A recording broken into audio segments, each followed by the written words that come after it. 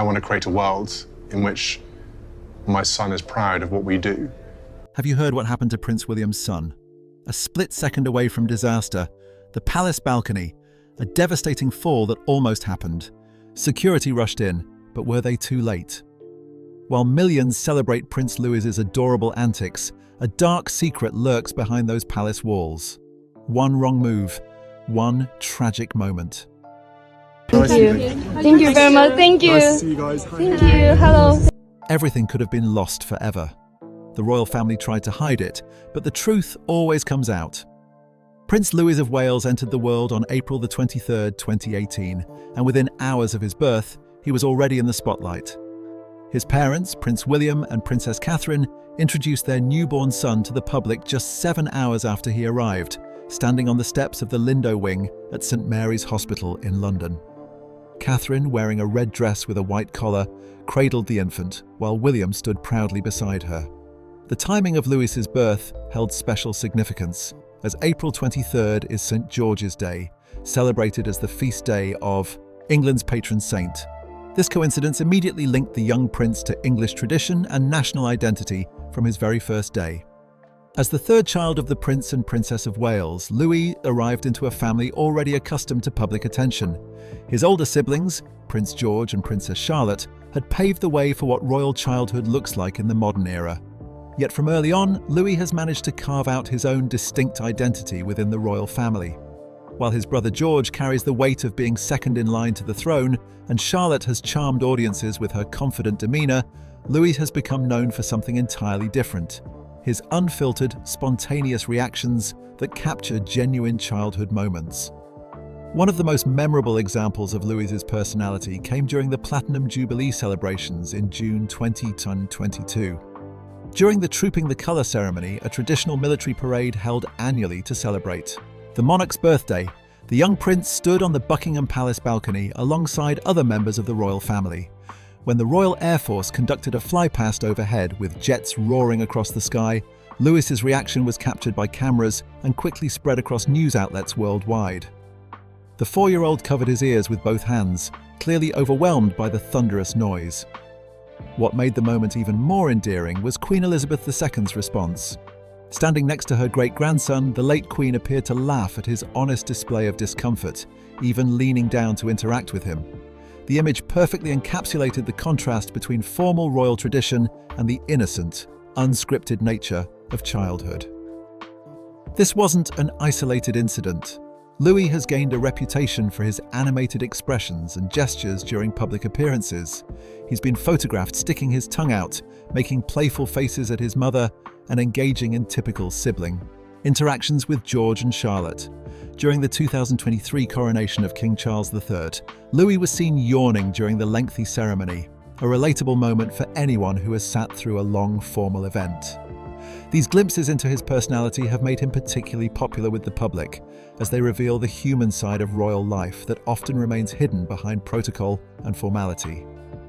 Princess Catherine has spoken openly about the importance of emotional development and values in raising her children. As someone who has become a prominent advocate for early childhood development through her work with various charities and initiatives, Catherine has emphasized that teaching children about kindness, respect, and honesty matters just as much as academic achievement or athletic ability. In interviews, she has mentioned that she and William worked deliberately to instill these qualities in George, Charlotte, and Louis. The princess believes that emotional intelligence and strong character form the foundation for everything else in life, whether a child grows up to be a future monarch or pursues any other path. This approach to parenting represents a somewhat different philosophy from previous generations of royals. Catherine and William have made conscious efforts to give their children experiences that blend royal duty with ordinary childhood activities. They've been photographed taking the children to school, attending sports matches, and engaging in everyday family outings. At the same time, the children participate in major state occasions and learn about their heritage and future responsibilities. It's a delicate balance between preparing them for public life while preserving their childhood as much as possible. Despite his young age, Louis has already been exposed to a wide variety of activities and experiences. He's been seen at sailing events along the Norfolk coast, where the family spends time at their country home, Anmer Hall. During a visit to Wimbledon tennis legend Stan Smith presented Louis with a signed shoe, introducing him to one of Britain's most prestigious sporting traditions. The family has taken skiing trips to the French Alps, and Louis has tried his hand at archery, carefully learning how to draw back a bow under supervision. Catherine has also been spotted playing rugby with her children in their garden, a more casual and playful interaction that shows how the family incorporates sports and physical activity into daily life. These activities serve multiple purposes. They help develop physical coordination and confidence, teach the children about different sports and cultures, and create opportunities for family bonding away from official duties. They also begin to prepare the young royals for their future roles as members of the British royal family traditionally serve as patrons of various sporting organisations and attend major athletic events as part of their public responsibilities. The values that Catherine and William emphasise in their parenting extend beyond just good behaviour. They reportedly encourage their children to be aware of others' feelings, to show gratitude, and to understand that their privileged position comes with responsibilities. Staff members and observers have noted that the Wales children are generally well-mannered and polite during public interactions, suggesting that the lessons about respect and consideration are taking hold. At the same time, Catherine and William seem determined not to raise children who are overly formal or detached from normal life. They want George, Charlotte, and Louis to understand the world beyond palace walls and to develop empathy for people from all backgrounds. Louis's upbringing also reflects changing attitudes within the royal family about mental health and emotional well-being. Both William and Catherine have been vocal supporters of mental health initiatives, and this commitment appears to influence how they approach parenting. Rather than expecting their children to suppress emotions or always maintain a stiff upper lip, they seem more accepting of natural childhood reactions and feelings. This shift represents a broader cultural change in Britain and beyond, where emotional awareness and mental health have become recognised as essential components of overall well-being. As Louis continues to grow, observers will undoubtedly watch for how his personality develops and what role he eventually carves out within the royal family. As a third child, he won't face the same level of scrutiny or pressure as his older brother George, who will one day be king.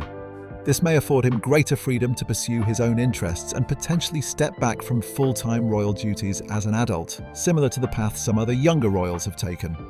For now, though, he remains a young child whose main job is simply to be himself, even if that self happens to attract global attention every time he appears in public.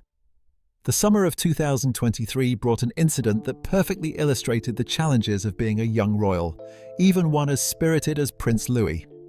During the Wimbledon Championships, one of the most prestigious tennis tournaments in the world and a fixture on the British sporting calendar, Louis found himself on the outside looking in. While his older siblings, Prince George and Princess Charlotte, attended the men's singles final with their parents, the 5-year-old prince had to stay home. The reason was straightforward. He was simply too young to sit through the lengthy matches and maintain the decorum expected in the royal box at centre court. Princess Catherine, who serves as patron of the All England Lawn Tennis and Croquet Club, revealed Louis's disappointment during conversations at the tournament. Speaking with Ella Otway, who oversees youth programmes at the club, Catherine mentioned that Louis was quite upset about missing the event. She explained that George and Charlotte had been excitedly watching the tournament and talking about attending, which likely made Louis feel even more left out. For a child who had watched his siblings prepare for this special outing, the exclusion must have felt particularly unfair, even if the reasoning made sense from an adult perspective. What made the situation more poignant was that this marked significant milestones for both George and Charlotte. For Charlotte, then 8 years old, this was her first visit to Wimbledon, a moment she had apparently been looking forward to with great anticipation. George, at 9 years old, was returning to the tournament after making his debut appearance the previous year. Both children were reaching ages where they could reasonably be expected to sit attentively through a tennis match, understand the etiquette required in such a formal setting, and genuinely appreciate the sport they were watching. Louis, on the other hand, was still at an age where sitting still for several hours would be a considerable challenge. The attendance policy for young royals at major events like Wimbledon isn't written in stone, but it generally follows practical considerations about attention spans, behaviour expectations, and the ability to engage with the event. Royal children typically begin attending such occasions around age 8, when they're old enough to understand the importance of the event and capable of managing their behavior in a public setting for extended periods. This unofficial rule of thumb had applied to both George and Charlotte, and it would eventually apply to Lewis as well, just not quite yet. During her conversations at Wimbledon, Catherine shared a charming detail about how Lewis was coping with his disappointment. According to the princess, her youngest son had been practicing something specific at home, the stance of a Wimbledon ball boy. Joel, a 16-year-old ball boy working at the tournament, later recounted what Catherine had told him. Louis had apparently been trying to perfect the art of standing completely still at the back of the court, mimicking the poised and focused manner that ball boys and girls maintain during matches. He was practicing how they position themselves, ready to spring into action to retrieve tennis balls, but otherwise remaining as motionless as statues. This detail reveals something touching about Louis's character. Rather than simply sulking about being left out, he was actively engaging with the tournament in his own way, preparing himself for a future when he would be old enough to attend. The fact that he focused specifically on emulating the ball boys shows a child's eye for detail and a desire to understand every aspect of the event, not just the glamorous parts visible from the royal box. Ball boys and girls play a crucial supporting role at Wimbledon, and Louis's interest in their work suggests an awareness of how many people contribute to making the tournament successful. Joel described how Louis was attempting to master the specific way ball boys stand, positioned near the court but completely focused and still, ready to move quickly when needed, but otherwise invisible to the players and spectators. It's a skill that requires discipline and concentration, and the image of a 5-year-old practicing this stance at home is both endearing and slightly humorous. One can imagine Louis standing in the garden or a hallway at home, trying to remain perfectly still while his siblings go about their activities around him. The connection between the royal family and Wimbledon runs deep. The tournament has long been a fixture on the royal calendar, with various family members attending over the decades. Catherine's role as patron means she has a particular connection to the event, regularly attending matches and presenting trophies to winners. Her genuine enthusiasm for tennis is evident in her appearances at the tournament, where she's often photographed fully engaged in the action, on court, reacting to rallies and cheering for British players. Earlier in the 2023 tournament, Queen Camilla had also attended and shared her own memories of Wimbledon. On what happened to be her 76th birthday, Camilla reflected on her own days as a ball girl, joking that it had been about 100 years earlier. She commented on how challenging it is to get the role right, likely sympathizing with the young ball boys and girls currently serving at the tournament. Her remarks added another layer to the royal family's long association with Wimbledon and showed that even senior royals remember their youthful connections to British sporting traditions. For Louis, the wait to attend Wimbledon would not be forever. Based on the pattern established by his siblings, he would likely make his debut at the tournament around age 8, giving him a few more years to practice that ball boy stance and build up his ability to sit through long matches. In the meantime, he would have to content himself with watching on television and hearing his siblings' excited reports about their experiences in the royal box. The incident highlights a broader reality of royal childhood.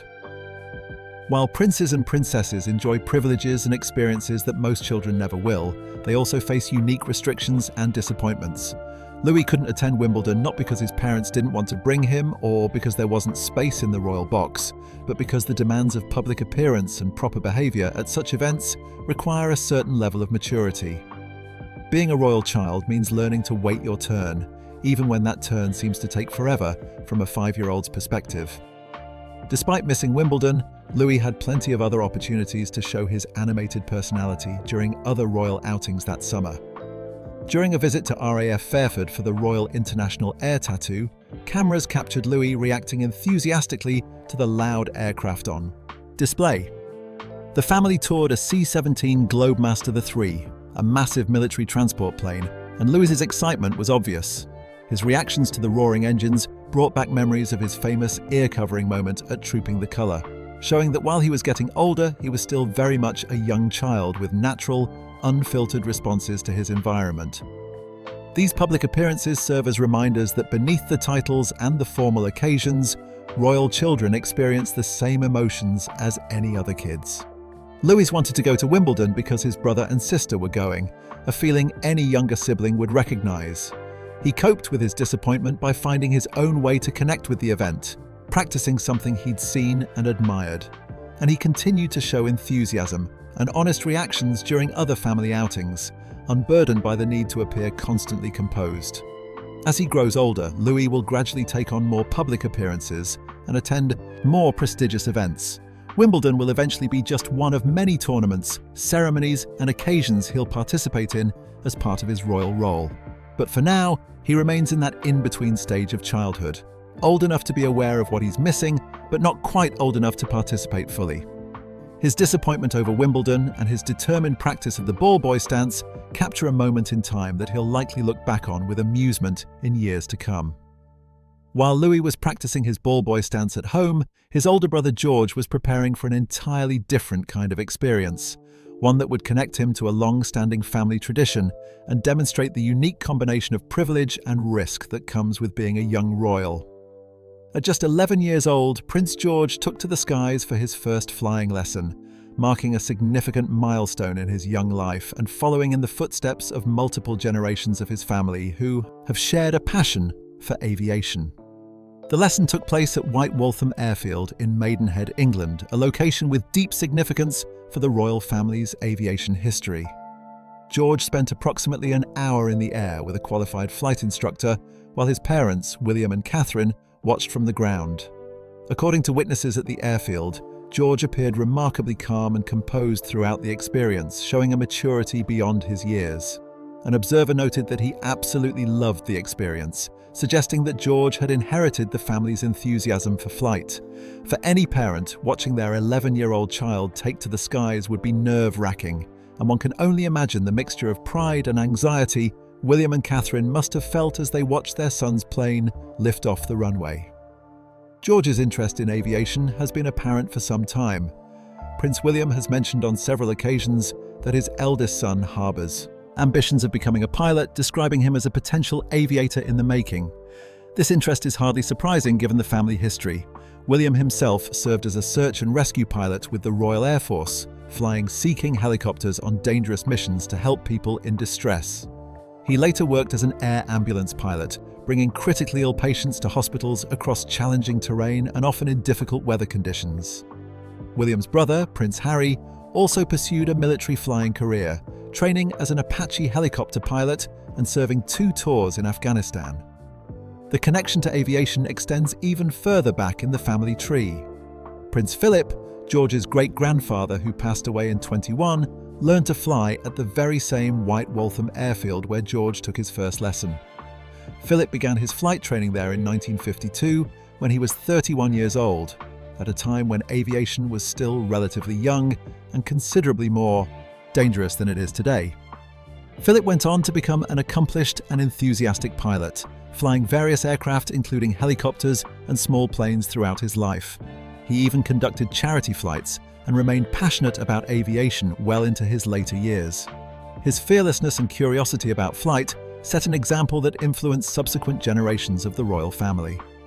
The maternal side of George's family also has aviation connections. Catherine's mother, Carol Middleton, worked as a flight attendant before starting her party supplies business, and Catherine's father, Michael Middleton, received flight training and pursued interests in aviation. With both sides of his family having such strong ties to flying, George's enthusiasm for getting into a cockpit seems almost inevitable. However, the path of a young royal is not without its dangers, and George has already had at least one close call that sent a jolt of fear through royal watchers. During a Trooping the Shenetsim colour ceremony, the annual celebration of the monarch's birthday that features the royal family appearing on the Buckingham Palace balcony, George leaned a bit too far forward while watching the spectacle below. For a brief, heart-stopping moment, it appeared he might tumble over the edge. The balcony stands at a considerable height, and a fall from that distance would have been catastrophic. Fortunately, his parents quickly noticed and reached out to pull him back to safety, averting what could have been a tragedy. The incident, though brief, served as a stark reminder that even surrounded by security and precautions, accidents can happen in an instant. Interestingly, this wasn't the first time such an incident had occurred on that particular balcony.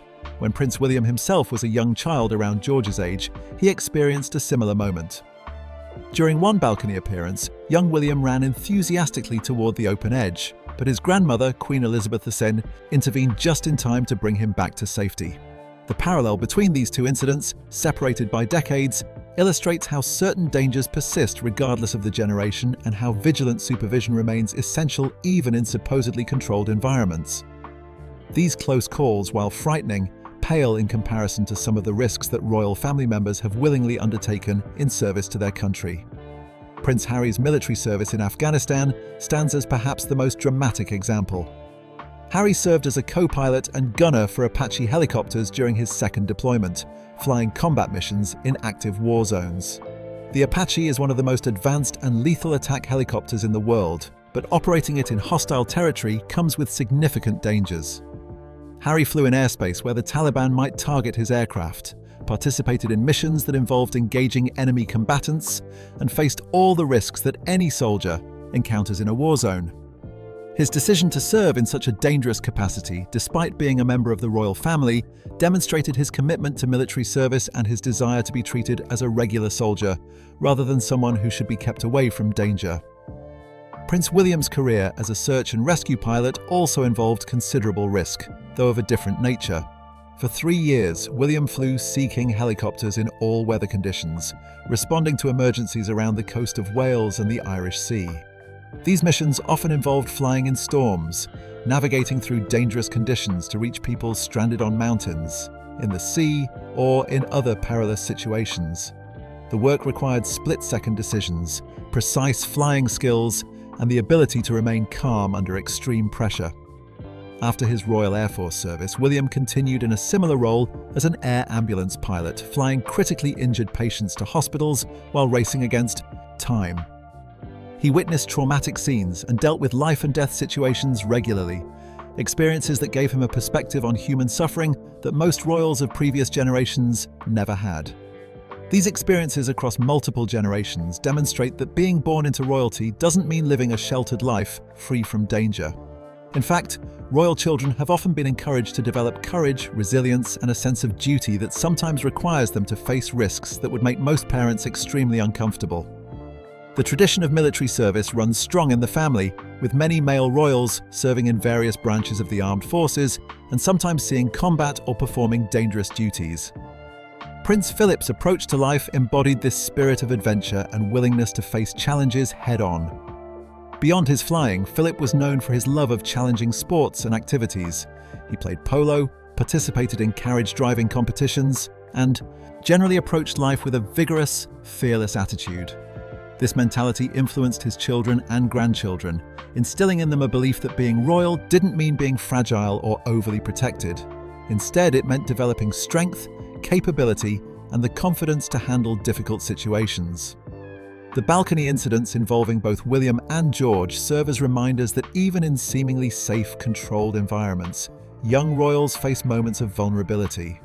The image of a child standing on a high balcony, excited by the pageantry below and perhaps not fully aware of the danger, captures the tension between allowing children to participate in important family traditions and keeping them safe. Every time the royal family appears on that balcony, parents must remain vigilant, aware that one moment of inattention could lead to disaster. As George continues his journey toward adulthood and eventually toward his future role as king, these early experiences with flying and the occasional close call help shape his character and prepare him for the responsibilities ahead. His parents are clearly trying to strike a balance between protecting him and allowing him to pursue interests that involve some degree of risk. By permitting him to take flying lessons at 11, they're showing trust in his maturity and judgment, while also honoring the family tradition of aviation. At the same time, their quick reaction during the balcony incident demonstrates that they remain constantly aware of potential dangers and ready to intervene when necessary. As Prince George matures and takes on more experiences like his recent flying lesson, questions about his future role naturally come to the forefront. George currently stands second in line to the British throne, directly behind his father, Prince William. While his path to kingship seems clearly laid out, the journey involves numerous traditions, customs, and potential complications that could shape when and how he eventually assumes the crown. Understanding these factors provides insight into what the future might hold for the young prince and how his life will unfold in the coming decades. When Prince William eventually becomes king, a significant shift will occur in the titles and positions held by various family members. William currently holds the title of Prince of Wales, a designation traditionally given to the heir apparent to the British throne. However, this title doesn't automatically transfer to the next person in line. Unlike some titles that pass immediately upon succession, the Prince of Wales title actually becomes extinct when the current holder becomes king. It remains dormant until the reigning monarch decides to bestow it upon their heir. This means that even though George is William's eldest son and the obvious choice for the title, there's no guarantee he would receive it immediately upon his father's accession to the throne. The decision to grant the Prince of Wales title rests entirely with the reigning monarch.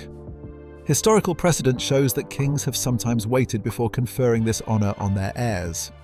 King Charles III, for instance, didn't announce that William and Catherine would become the Prince and Princess of Wales until the day after Queen Elizabeth II passed away in September 2022.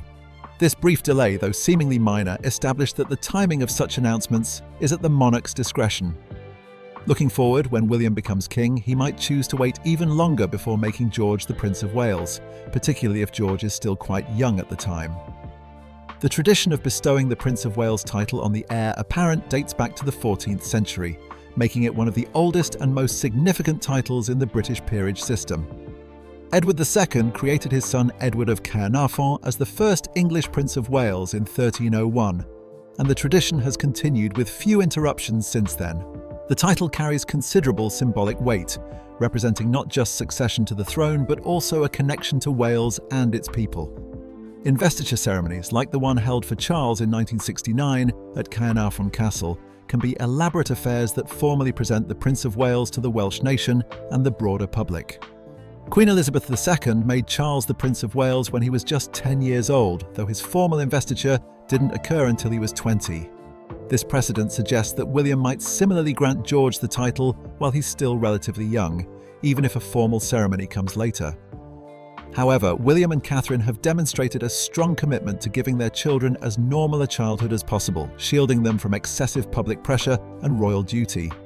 This protective approach might lead William to delay conferring the Prince of Wales title until George is older and better prepared to handle the increased scrutiny and responsibilities that come with it. Regardless of the timing for the Prince of Wales title, one thing is certain: George will automatically become the Duke of Cornwall the moment his father becomes king.